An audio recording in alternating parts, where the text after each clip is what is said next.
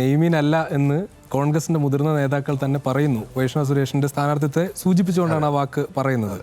അതിന്റെ അർത്ഥം മത്സരിക്കും മുമ്പ് ഇവർ പരാജയത്തിലേക്കുള്ള ആദ്യപടി വെച്ച് കഴിഞ്ഞു. കോൺഗ്രസ് തീരുമാനിച്ചു വന്നതാണ് ആ സീറ്റ്. അത് സുജിത്തിന്റെ അഭിപ്രായത്തിൽ ഞാൻ അംഗീകരിക്കുന്നു.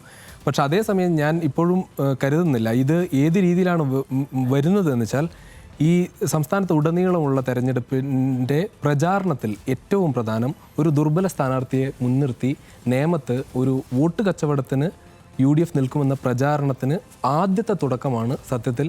ഇങ്ങനെയാണ് സ്ഥാനാർത്ഥി പട്ടിക വന്നതെങ്കിൽ ഉണ്ടാകാൻ പോകുന്നതെന്ന കാര്യത്തിൽ ഒരു സംശയവുമില്ല. കെ മുരളീധരൻ വന്നപ്പോൾ പോലും നമ്മളത് കേട്ടു.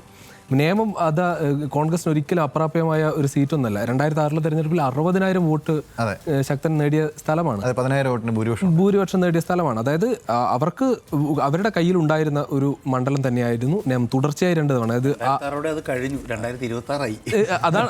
പക്ഷെ ഞാൻ അപ്പോഴും പറയുന്നത് ആ സീറ്റ് ഒരിക്കലും അപ്രാപ്യമായ ഒരു സീറ്റൊന്നുമല്ല. ആ തരത്തിൽ വളരെ ശക്തർ തന്നെയാണ് അവിടെ മത്സരിച്ചു കൊണ്ടിരുന്നത്.